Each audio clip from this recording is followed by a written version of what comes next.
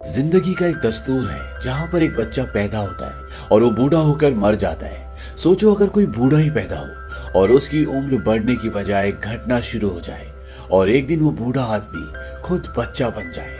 तो कुछ ऐसी कहानी है the curious case of Benjamin button की। वक्त है सन 2005 का, जहाँ पर ये दिखाया जाता है कि हॉस्पिटल में एक बहुत बूढ़ी औरत जिसका नाम डेजी फुलर है, वो अपनी जिंदगी की आखिरी सांसें ले रही है।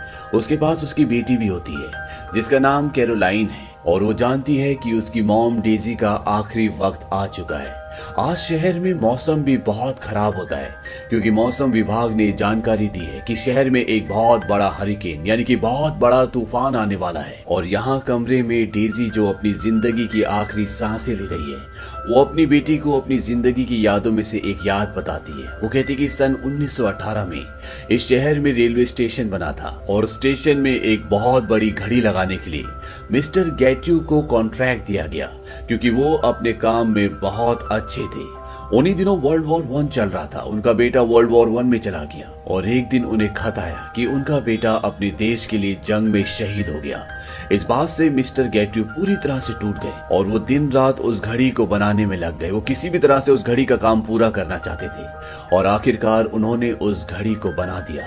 और जब सब लोगों के सामने उन्होंने उस घड़ी को ऑन किया तो वो घड़ी सीधी नहीं बल्कि उल्टी चल रही थी। और मिस्टर गैट्यू ने वहां पर खड़े सभी लोगों को कहा कि मैं जानता हूं कि आप सब लोग हैरान हैं क्योंकि घड़ी उल्टी चल रही है। मैंने इस घड़ी को इस तरह से इसलिए बनाया है ताकि हमारे बच्चे जो जंग में शहीद हो चुके हैं वो एक बार फिर से जी उठे, वो वापस घर आ जाए, लंबी उम्र जी। उनकी इस भावना को वहां पर खड़ा हर एक इंसान अच्छी तरह समझ सकता है क्योंकि हर किसी ने वर्ल्ड वॉर 1 में किसी न किसी को अपने परिवार से खोया था, इसीलिए कोई कुछ भी नहीं बोलता। हॉस्पिटल में डेजी अपनी बेटी को कहती है कि इसके बाद मिस्टर गैट्यू को किसी ने नहीं देखा। कुछ लोग कहते हैं कि उनकी मौत दिल टूटने से हो गई और कुछ लोग ऐसा कहते हैं कि वो हमेशा के लिए समंदर की गहराइयों में चले गए, लेकिन सच क्या है किसी को आज तक नहीं पता। इसके बाद डेजी अपनी बेटी से कमरे में ही रखी हुई उसकी एक डायरी को मंगवाती है और वो कहती है क्या तुम इस डायरी को मेरे लिए पढ़ोगी? मैंने इसे सैकड़ों बार पढ़ा है लेकिन आखिरी बार मैं इस डायरी को तुम्हारी आवाज में सुनना चाहती हूँ। इस डायरी पर तारीख होती है 4 अप्रैल सन 1985 और अब कैरोलाइन इस डायरी को पढ़ना शुरू करती है। इसमें लिखा होता है कि मैं अपनी वसीयत के नाम पर सिर्फ अपनी कुछ चीजें छोड़ सकता हूँ क्योंकि मेरे पास पैसे नहीं है। एक दिन इस दुनिया को मैं उसी तरह से छोड़कर चला जाऊंगा जिस तरह से मैं इस दुनिया में आया था, बिल्कुल अकेला और खाली हाथ। मेरे पास मेरी कहानी है और उसी कहानी को मैं इस डायरी में लिख रहा हूँ। मेरा नाम बेंजामिन बटन है और मैं उस रात को पैदा हुआ जिस रात को फर्स्ट वर्ल्ड वॉर खत्म हुआ था, यानी 11 नवंबर सन 1918 को। और कहते हैं कि उस रात को पैदा होना बहुत नसीब की बात है। लेकिन जब मैं पैदा हुआ तो मेरी मॉम, जिनका नाम कैरोलाइन था, वो इस दुनिया से चल बसी। उन्होंने मुझे पैदा करने के लिए अपनी जान दे दी। मैं उनका एहसान कभी नहीं भूलूंगा। लेकिन मरने से पहले उन्होंने मेरे पिता को कहा था कि वादा करो कि तुम हमारे बच्चे का ध्यान रखोगे। लेकिन जब मेरे पिता थॉमस ने मुझे देखा तो वो पूरी तरह से डर गए और वो मुझे उठाकर वहां से ले गए। वो मुझे नदी में फेंक देना चाहते थे लेकिन तभी वहां पर एक पुलिस वाला आ गया, इसीलिए वो मुझे लेकर वहां से भाग गए और एक नर्सिंग होम की सीढ़ियों के बाहर छोड़ दिया। ये नर्सिंग होम सिर्फ बूढ़े लोगों के लिए था और यहाँ पर काम करने वाली एक औरत जिसका नाम क्यूनी था, उन्होंने मुझे वहां पर देखा और उन्होंने ये तय किया कि वो मुझे पालेंगी।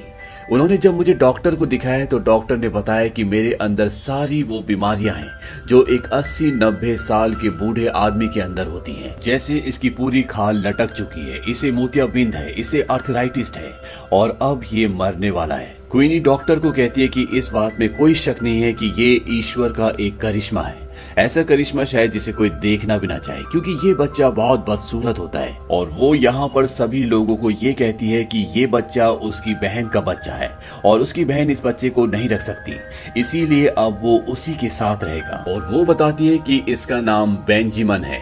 डॉक्टर ने कहा है कि वक्त से पहले बूढ़ा है, इसीलिए अब ये हमारे साथ रहेगा। यहाँ पर सभी बूढ़े होते हैं इसीलिए वो बेंजामिन को अपना लेते हैं। वो कहते हैं कि चलो हमारा एक और साथी आ गया और अब बेंजामिन यहीं पलना बढ़ना शुरू हो जाता है। धीरे धीरे उसकी उम्र बढ़ती है, लेकिन अभी भी वो शरीर से पूरी तरह से कमजोर है। वो चल भी नहीं पाता, हमेशा व्हील चेयर पर रहता है।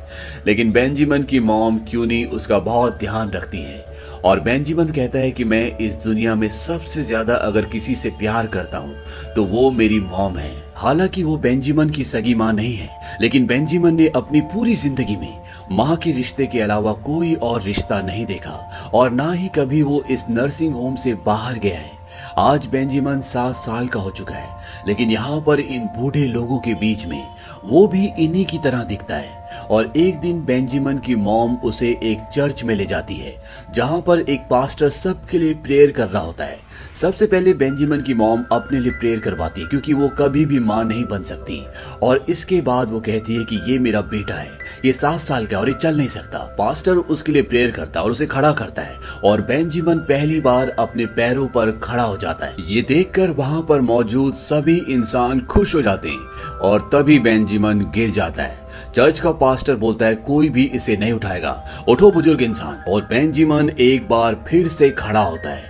बेंजामिन तो खड़ा हो जाता है, लेकिन पास्टर का दिल बैठ जाता है, उसे हार्ट अटैक आ जाता है और उसी वक्त उसकी मृत्यु हो जाती है। बेंजामिन अपनी डायरी में लिखता है कि वो कुदरत का एक करिश्मा ही था।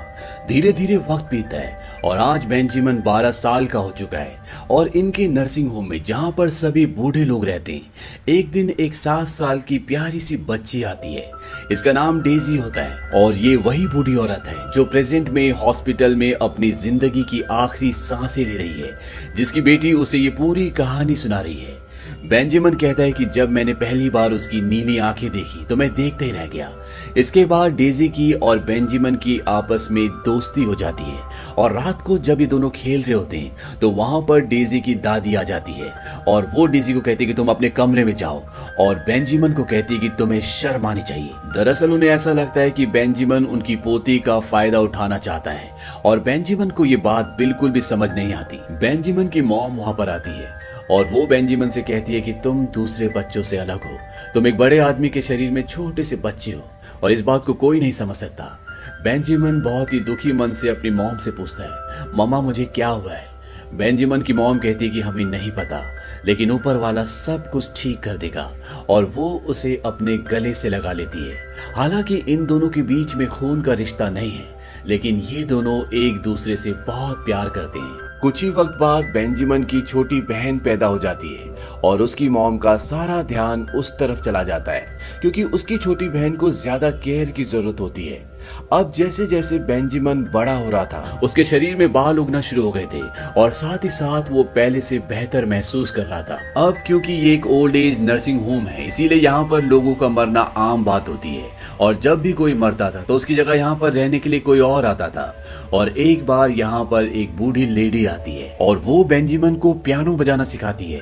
वो कहती है कि इस बात से कोई फर्क नहीं पड़ता कि तुम पियानो कैसे बजाते हो, फर्क सिर्फ इस बात से पड़ता है कि तुम फील क्या करते हो। उसके कहने का मतलब ये होता है कि जब भी हम कोई काम करते हैं उसे कैसे करते हैं इससे कोई फर्क नहीं पड़ता, लेकिन हमारी उसमें कितनी इन्वॉल्वमेंट है, हम उसे दिल से कर रहे हैं कि नहीं कर रहे, इस बात से फर्क पड़ता है। अब एक दिन बेंजामिन समंदर के किनारे एक बूढ़े आदमी के साथ बोट्स को देखने के लिए जाता है और जब वो वहां पर बैठा होता है तभी बोट से एक आदमी उतर कर आता है और वो कहता है कि कोई काम करना चाहेगा, बदले में मैं उसे $2 दूंगा। वहां पर कोई भी खड़ा नहीं होता और तभी बेंजामिन कहता है कि मैं काम करना चाहूंगा और इस तरह से बेंजामिन को अपनी जिंदगी का पहला काम मिलता है। बेंजामिन इस काम को पाकर बहुत खुश होता है। वो कहता है कि मैं इस काम को फ्री में भी कर देता जिसके मुझे $2 मिल रहे हैं। वो बोट पर बहुत मेहनत करता है और इस बोट का जो ओनर होता है वो बेंजामिन को अपने कैबिन में बुलाता है और बेंजामिन से बातें करना शुरू कर देता है और बातों ही बातों में वो बेंजामिन से पूछता है, क्या तुम कभी किसी लड़की के साथ सोए हो? बेंजामिन कहता है कि नहीं। वो आदमी पूछता है, कभी भी नहीं? बेंजामिन कहता है, कभी भी नहीं। वो आदमी कहता है कि मैंने अपनी पूरी जिंदगी में इससे बुरी खबर कभी नहीं सुनी, फिर तो तुम्हें अपने साथ ले जाना होगा। और वो बेंजामिन को अपने साथ एक कोठे में ले जाता है जहाँ पर बहुत सारी लड़कियां होती है और बेंजामिन से कहता है कि जाओ दद्दू, अपने ब्रह्मचर्य का संन्यास तोड़ दो। और इस तरह से बेंजामिन के ब्रह्मचर्य का संन्यास टूट जाता है। इसी रात को बेंजामिन को एक आदमी मिलता है जिसका नाम होता है थॉमस बटन। और ये बेंजामिन का असली फादर होता है। हालांकि बेंजामिन को इस बारे में कुछ भी नहीं पता। अब बेंजामिन धीरे धीरे बड़ा हो रहा है और जब भी उनके यहाँ पर डेजी अपनी दादी से मिलने के लिए आती, बेंजामिन को बहुत खुशी होती क्योंकि ये दोनों बहुत अच्छे दोस्त हैं। और एक रात बेंजामिन अपनी दोस्त डेजी को उस बोट में सैर करवाने के लिए भी ले जाता है जिस पर वो काम करता है। और जब बेंजामिन 17 साल का हो जाता है तो वो ये फैसला करता है कि अब वो इस जगह को छोड़ देगा क्योंकि वो दुनिया में बहुत कुछ करना चाहता है, बहुत कुछ देखना चाहता है। वो अपनी मॉम को अलविदा कहता है। वो कहता है, मामा मैं तुमसे बहुत प्यार करता हूँ। और जब वो जा रहा होता है तो डेजी भागते हुए उसके पीछे आती है। बेंजामिन उसे कहता है कि मैं कहीं भी रहूं, मैं तुम्हें पोस्ट कार्ड जरूर लिखूंगा। और इस तरह से बेंजामिन उस जगह को छोड़ देता है जहां पर उसने अपनी जिंदगी के 17 साल बिताए हैं। और अब वो ज्यादातर समंदर में ही रहता है क्योंकि उसकी बोट का जो ओनर होता है, जो कैप्टन होता है, उसने एक दूसरी कंपनी के साथ एक कॉन्ट्रैक्ट किया होता है जिसमें वो समंदर में बहुत दूर दूर तक जाते हैं। और इसी सफर के दौरान उसकी मुलाकात एक लेडी से होती है जिसका नाम एलिजाबेथ होता है। और एलिजाबेथ के बीच में और बेंजामिन के बीच में गहरी दोस्ती हो जाती है। ये दोनों फिजिकली भी एक दूसरे के बहुत करीब आ जाते हैं। लेकिन एक दिन एलिजाबेथ के हस्बैंड का यहाँ से ट्रांसफर हो जाता है और वो हमेशा के लिए चली जाती है। वहीं एक दिन बेंजामिन का कैप्टन बेंजामिन को बोलता है कि जब तुम यहाँ पर पहली बार काम करने के लिए आए थे उस वक्त तुम 4 फुट के बूढ़े इंसान थे जिसके पैर कब्र में लटक रहे थे और अब तुम पहले से जवान और ताकतवर दिखते हो। या तो मैं ज्यादा पीता हूँ या सचमुच तुम जवान हो रहे हो। बेंजामिन कहता है कि तुम पीते ज्यादा हो, लेकिन ये सच होता है। जैसे जैसे दिन बीत रहे होते हैं वैसे वैसे बेंजामिन जवान हो रहा होता है। वहीं दूसरी तरफ ये दिखाया जाता है कि डेजी न्यूयॉर्क चली जाती है और उसका सिलेक्शन एक बैलेट डांस ग्रुप में हो जाता है और अब वो एक डांसर है। वहीं अब वो वक्त आता है जब हिटलर की वजह से पूरी दुनिया वॉर में शामिल हो चुकी थी, यानी कि वर्ल्ड वॉर 2 शुरू हो चुका है। और ये वक्त होता है सन 1941 का। और जब जापान अमेरिका के पर्ल हार्बर पर अटैक करता है तो अमेरिका भी इस वर्ल्ड वॉर 2 में शामिल हो जाता है। हालांकि बेंजामिन और उसके कैप्टन की बोट पूरी तरह से वॉर में शामिल नहीं होती, लेकिन ये लोग पेट्रोलिंग का काम करते हैं, यानी कि जो भी बोट्स खराब हो जाती ये खींचकर उन्हें किनारे तक ले आते हैं। और एक बार जब ये पेट्रोलिंग कर रहे होते हैं तो ये देखते हैं कि पानी में बहुत सारे अमेरिका के सैनिकों की डेड बॉडी होती है क्योंकि जर्मनी की एक पनडुब्बी ने उन पर हमला कर दिया होता है और वो पनडुब्बी इनके सामने होती है। और इसीलिए इनके दिल में भी अपने देश के लिए जज्बा जाग उठता है और इनके शिप का जो कैप्टन होता है वो पूरी स्पीड से अपनी बोट को उस पनडुब्बी की तरफ बढ़ाता है। दोनों तरफ से फायरिंग होती है और इस फायरिंग में बेंजामिन के साथ के सभी लोग मारे जाते हैं। और जब इनकी बोट उस बड़ी पनडुब्बी से टकराती है तो एक बहुत बड़ा ब्लास्ट होता है जिसकी वजह से जर्मन्स की पनडुब्बी डूब जाती है। लेकिन इसमें बेंजामिन बच जाता है और अगले दिन जब यूएस नेवी वहां पर आती है तो वो बेंजामिन को बचा लेते हैं। यहाँ पर बोट में एक आदमी ने बेंजामिन को अपनी पूरी जिंदगी की कमाई भी दी थी। उसने कहा था कि अगर मुझे कुछ हो जाए तो ये मेरे परिवार को दे देना। और बेंजामिन ऐसा ही करता है। और अब बेंजामिन एक बार फिर से अपने घर वापस आ जाता है। और जब उसकी मॉम बेंजामिन को देखती है तो बहुत खुश होती है। वो अपने बेटे के गले लग जाती है और कहती है कि मैं ईश्वर से हर रात को प्रेयर करती थी कि मेरे बेटे को सही सलामत घर वापस ले आओ। तुम्हें याद है मैंने तुमसे क्या कहा था? बेंजामिन कहता है कि हाँ, कल क्या हो किसी को कुछ नहीं पता। और ये सच भी होता है। इस दुनिया का यही रूल है। हो सकता है कि आज जिस इंसान के पास कुछ भी ना हो, कल उसके पास वो सब कुछ हो जो कभी उसके सपनों में था, जो कभी वो चाहता था। और जिस इंसान के पास आज जिंदगी की सारी खुशियां हो सकता है कि कल उसके पास कुछ भी ना रहे। अब बेंजामिन को यहाँ पर कुछ हफ्ते बीत जाते हैं। यहाँ पर पुराने लगभग सभी लोग मर चुके हैं। और एक दिन यहाँ पर डेजी आती है क्योंकि वो बेंजामिन की मॉम क्वीनी से मिलना चाहती है। और जब बेंजामिन बाहर आता है तो डेजी उससे पूछती है क्वीनी है? दरअसल डेजी ने बेंजामिन को पहचाना ही नहीं होता क्योंकि वो पहले से बहुत जवान हो चुका होता है, लेकिन बेंजामिन उसे पहचान लेता है। हालांकि डेजी भी बहुत बड़ी हो चुकी है। वो कहता है कि डेजी मैं हूँ बेंजामिन। और जब डेजी उसे ध्यान से देखती है तो वो उसके गले लग जाती है। और डेजी जो पहले एक बच्ची थी अब वो एक जवान लड़की बन चुकी है। और बेंजामिन जो पहले एक बूढ़ा आदमी था वो भी अब पूरी तरह से जवान हो चुका है। हालांकि दोनों की उम्र अलग अलग तरीके से बड़ी है, लेकिन अब ये दोनों लगभग एक ही उम्र के दिखते हैं। डेजी बेंजामिन को अपने बारे में सब कुछ बताती है। दरअसल बेंजामिन ने काफी वक्त से डेजी को पोस्ट कार्ड लिखना बंद कर दिया होता है, लेकिन अब जब ये दोनों एक दूसरे के साथ हैं तो ये दोनों एक दूसरे के साथ बहुत अच्छा वक्त बिताते हैं। डेजी बेंजामिन की पर्सनैलिटी से बहुत ज्यादा इम्प्रेस होती है और कहीं ना कहीं वो उसे बचपन से ही पसंद करती थी, लेकिन अब उसकी पसंद में फीलिंग्स भी आना शुरू हो जाती है और वो फिजिकली बेंजामिन के करीब जाना चाहती है, लेकिन बेंजामिन मना कर देता है। हालांकि वो डेजी से प्यार करता है, लेकिन शायद वो अभी इन सब चीजों के लिए तैयार नहीं है। अगली सुबह डेजी न्यूयॉर्क वापस चली जाती है, जहाँ एक तरफ दुनिया बूढ़ी हो रही है, मर रही है, वहीं बेंजामिन दिन प्रतिदिन जवान हो रहा है। और एक दिन बेंजामिन से मिलने के लिए थॉमस बटन आते हैं। वो बेंजामिन से पूछते, क्या तुमने मुझे पहचाना? बेंजामिन कहता है कि हाँ, क्यों नहीं। थॉमस अब पहले से बहुत बूढ़े हो चुके हैं, उनका पैर भी एक लगभग खराब हो चुका है और वो जानते हैं कि बेंजामिन उनका बेटा है, क्योंकि पिछली मुलाकात में जब उन्होंने बेंजामिन को देखा था, बेंजामिन ने अपने बारे में सब कुछ उन्हें बताया था और उसके घर को भी देखा था। तो वो समझ गए थे कि बेंजामिन ही उनका बेटा है और अब वो बेंजामिन को अपने पूरे बिजनेस के बारे में बताते हैं। वो कहते हैं कि हमारी कई पीढ़ियां बटन बनाने का काम करती आ रही हैं और अब हमारा बटन का काम बहुत ज्यादा बढ़ चुका है, लेकिन मुझे नहीं पता कि मैं कब तक जिंदा हूं, क्योंकि मैं बीमार हूं। जहां पर एक वक्त में बेंजामिन खड़ा था जब वो छोटा था, यानी कि वो बूढ़ा था, वहीं अब थॉमस बटन खड़े, क्योंकि यही कुदरत का नियम है। जो छोटा है उसे बड़ा जरूर होना है, जो जवान है उसे बूढ़ा जरूर होना है। और अब इस उम्र में इस पड़ाव पर आकर थॉमस बटन को अपनी गलती का एहसास होता है और वो बेंजामिन को बता देते हैं कि तुम मेरे बेटे हो।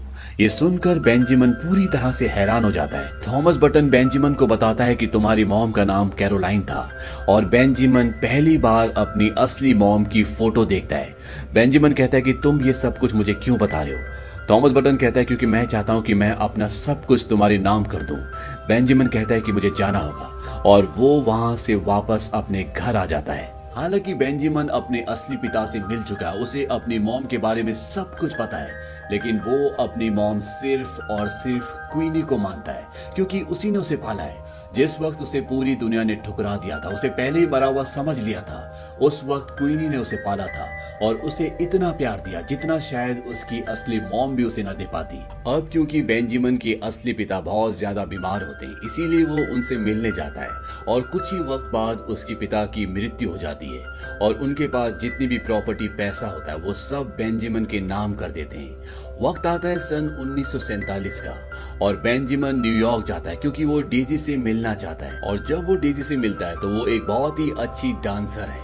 यहाँ पर डेजी का एक बॉयफ्रेंड भी बन चुका होता है। इस बात से बेंजामिन को दुख होता है और जब वो वहाँ से जा रहा होता है तो डेजी उसके पास आती है। दरअसल पिछले 2 साल से बेंजामिन ने डेजी के साथ कोई भी कांटेक्ट नहीं किया होता।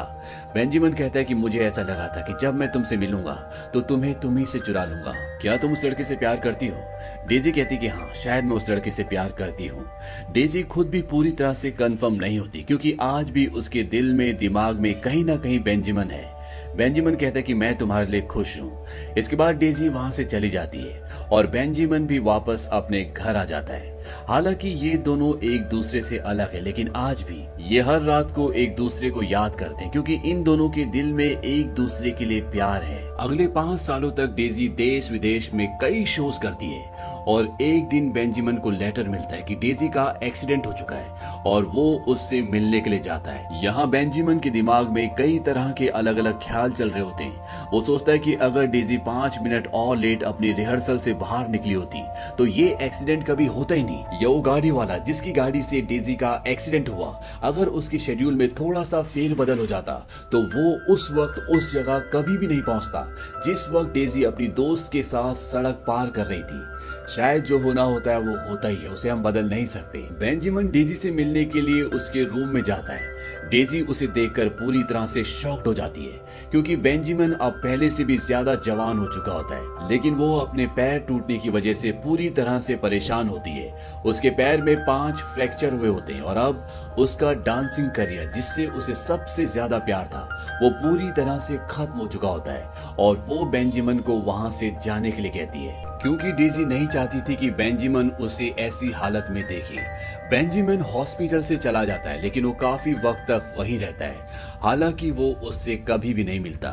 इसके बाद बेंजामिन वापस अपने शहर आ जाता है और सन 1962 में डेजी भी वापस अपने उसी शहर में आ जाती है क्योंकि उसका डांसिंग करियर पूरी तरह से खत्म हो चुका है वो बेंजामिन से मिलती है और डेजी और बेंजामिन जो बचपन से एक दूसरे से प्यार करते हैं, अब वो एक दूसरे के बहुत करीब आ जाते हैं। ये फिजिकली और मेंटली दोनों तरीके से एक दूसरे से जुड़ चुके हैं और ये वक्त इनकी जिंदगी का सबसे बेहतरीन वक्त होता है, क्योंकि ये इन दोनों की जिंदगी का वो पड़ाव होता है जहाँ पर ये दोनों फिजिकली एक दूसरे के बराबर हैं और इसीलिए ये दोनों बहुत खुश होते हैं। लेकिन जिंदगी में जिस तरह से खुशियां आती हैं, दुख भी आते हैं और एक दिन उसकी मॉम क्वीनी की मृत्यु हो जाती है। इसके बाद बेंजामिन अपने पिता थॉमस बटन का घर बेचकर अपने लिए एक ड्यूप्लेक्स अपार्टमेंट ले लेता है, जहां पर वो डेजी के साथ रहता है और ये दोनों यहाँ पर बहुत खुश रहते हैं। ये हर दिन को एंजॉय करते हैं। लेकिन जैसे जैसे डेजी की उम्र बढ़ रही होती है, वैसे वैसे बेंजामिन की उम्र घट रही होती है। लेकिन जिंदगी में कैसे भी पल आए, सिचुएशन कोई भी हो, हमें सच्चाई को एक्सेप्ट करना ही होता है और इसी तरह से डेजी भी सच्चाई को एक्सेप्ट कर लेती है और 1967 में वो अपना बैलेट का डांस स्टूडियो खोल लेती है, जिससे उसकी खुशियां और भी बढ़ जाती है, क्योंकि यही उसकी जिंदगी का पैशन था जो एक्सीडेंट की वजह से पूरी तरह से खत्म हो चुका था। अब एक दिन डेजी बेंजामिन को बताती है कि वो उसके बच्चे की मां बनने वाली है। इस बात से बेंजामिन थोड़ा सा घबरा जाता है, क्योंकि उसके दिल में डर होता है कि कहीं उसका बच्चा भी उसी की तरह ना हो। लेकिन डेजी उसे समझाती है कि सिचुएशन कैसी भी हो, मैं हर चीज को एक्सेप्ट कर चुकी हूँ और मैं अपने परिवार को एक बहुत बेहतरीन परिवार बनाऊंगी। और जब इनका बच्चा होता है तो ये एक लड़की होती है और ये पूरी तरह से नॉर्मल होती है और ये इस लड़की को बेंजामिन की पहली मॉम यानी कि उसकी असली मॉम का नाम देते हैं, कैरोलाइन। और कहानी अब आती है प्रेजेंट में, जहां पर जो लड़की इस किताब को पढ़ रही है उसका नाम कैरोलाइन है और उसे पहली बार पता चलता है कि बेंजामिन उसके पिता थे। अभी तक वो जिसकी कहानी पढ़ रही थी वो और कोई नहीं बल्कि उसके बायोलॉजिकल फादर थे। इस बात से वो थोड़ी सी अपसेट हो जाती है, वो बाहर जाती है। लेकिन एक बार फिर आकर वो कहानी को आगे पढ़ना शुरू करती है और उसमें आगे ये लिखा होता है कि बेंजामिन अब धीरे धीरे परेशान होना शुरू हो जाता है, क्योंकि जैसे जैसे उसकी बेटी बढ़ रही होती है उसकी उम्र छोटी हो रही होती है, यानी कि एक दिन वो अपनी बेटी की तरह बन जाएगा। और इसीलिए बेंजामिन अपने पिता की कंपनी को और बाकी सारी चीजों को बेचकर उसकी रकम को एक सेविंग अकाउंट में डाल देता है और ये सारा पैसा होता है डेजी के नाम पर और वो हमेशा के लिए वहां से चला जाता है। और ये साल होता है सन 1970 और वो अगले 10 सालों तक इंडिया में रहता है। 10 साल इंडिया में बिताने के बाद वो वापस अपने शहर आ जाता है। वक्त आता है सन 1980 का और जब वो डेजी से मिलने जाता है तो उसकी बेटी अब बड़ी हो चुकी है। डेजी कहती कि तुम अब वापस क्यों आए हो, क्योंकि अब डेजी की दोबारा शादी हो चुकी है। उसकी बेटी को नहीं पता कि उसके पिता का नाम बेंजामिन है। डेजी बेंजामिन को अपने परिवार से एक पुराने फैमिली फ्रेंड के तौर पर मिलवाती है। उस वक्त डेजी को वहां से जाना पड़ता है क्योंकि उसकी फैमिली बाहर उसका गाड़ी में इंतजार कर रही होती है। वो बेंजामिन से मिलने के लिए होटल में जाती है। डेजी अब लगभग बूढ़ी हो चुकी है, वहीं बेंजामिन की उम्र पहले से भी कम हो चुकी है। यहाँ पर ये दोनों अच्छा वक्त बिताते हैं, काफी बातें करते हैं और जब डेजी जा रही होती है तो बेंजामिन उसे खिड़की से देख रहा होता है और उसकी किताब में ये आखिरी लाइन लिखी होती है कि मैं उसे बस जाते हुए देखता रहा। इसके बाद कहानी प्रेजेंट में आती है और डेजी जो अपनी जिंदगी की आखिरी सांसें ले रही है वो अपनी बेटी कैरोलाइन को आगे की कहानी बताती है। वो कहती है कि 10 साल बाद सन 1990 में जब डेजी के हस्बैंड एक्सपायर हो चुके थे तो एक दिन उसे कॉल आता है और उस कॉल में उसे बताया जाता है कि उन्हें 10-12 साल का एक बच्चा मिला जिसके पास एक डायरी थी और उस डायरी में आपके बारे में बहुत कुछ लिखा हुआ है। और जब डेजी उस जगह जाती है तो वहां पर बेंजामिन होता है जो अब बिल्कुल बच्चा बन चुका है और उसकी याददाश्त भी लगभग पूरी तरह से खत्म हो चुकी है। वो डेजी को पूरी तरह से भूल चुका है लेकिन उसे अपना नाम याद है। कभी कभी उसे कुछ बातें याद आती है लेकिन फिर वो भूल जाता है। ये एक बीमारी है जिसका नाम है डेमेंटिया। ये उस बीमारी के लक्षण होते हैं। अब डेजी भी उसी नर्सिंग होम में शिफ्ट हो जाती है जहां पर बेंजामिन होता है और अगले 7 सालों तक वो वहां पर उसी के साथ रहती है और इसके बाद वो वापस अपने घर पर आ जाती है। और इस वक्त बेंजामिन की उम्र मात्र एक 5 साल के लड़के जितनी होती है। ये वही उम्र होती है जब डेजी ने पहली बार बेंजामिन को देखा था। और सन 2002 में स्टेशन की वो घड़ी जो उल्टी चलती थी उसे भी बदल दिया गया। वहां पर एक डिजिटल क्लॉक लगा दी गई। और सन 2003 में जब बेंजामिन एक बहुत छोटा बच्चा बन चुका है जो कि डेजी की गोद में है वो आखिरी बार उसे देखता है और वो डेजी को इस तरह से देख रहा होता है जैसे उसे सब कुछ पता है, सब कुछ याद है कि डेजी कौन है। और डेजी इस बात को महसूस कर लेती है और इसके बाद वो अपनी आंखें हमेशा के लिए बंद कर लेता है। और प्रेजेंट में सन 2005 में जब बाहर बहुत बड़ा तूफान आने वाला है तो उस तूफान के आने के साथ ही डेजी की भी आंखें हमेशा के लिए बंद हो जाती है और हरिकेन की वजह से शहर में पानी भर जाता है और उस जगह पर जहां पर मिस्टर पेट्रियो की घड़ी होती है उस रूम में भी पानी आ जाता है और वो घड़ी उस पानी में डूब जाती है। और अंत में बेंजामिन की आवाज आती है और उन सब लोगों को दिखाया जाता है जो उसकी जर्नी में, उसकी लाइफ में उससे मिले थे। और यहाँ पे वो हर एक इंसान के किरदार को बताता है। वो कहता है कुछ लोग डांस करने के लिए पैदा होते हैं, कुछ लोग बटन्स बनाने के लिए पैदा होते हैं, कुछ लोग आर्टिस्ट होते हैं, कुछ लोग सिर्फ तैरने के लिए पैदा होते हैं और कुछ लोग माँ बनने के लिए पैदा होते हैं। दरअसल उसके कहने का ये मतलब होता है कि इस धरती पर पैदा होने वाले हर एक इंसान का एक पर्पस होता है, एक किरदार होता है और वो उस किरदार को निभाता ही है। तो ये थी पूरी कहानी the curious case of Benjamin button की। इस फिल्म को ऑस्कर में 13 अलग अलग कैटेगरीज के लिए नॉमिनेट किया गया था और उन 13 में से इस मूवी को 3 ऑस्कर मिले। ये फिल्म 2008 में रिलीज हुई थी और IMDb पर इसकी रेटिंग है 7.8। इस फिल्म का बजट था $167 मिलियन और बॉक्स ऑफिस पर इसने कमाई की थी $336 मिलियन की। उम्मीद करते हैं कि ये कहानी आपको पसंद आई होगी।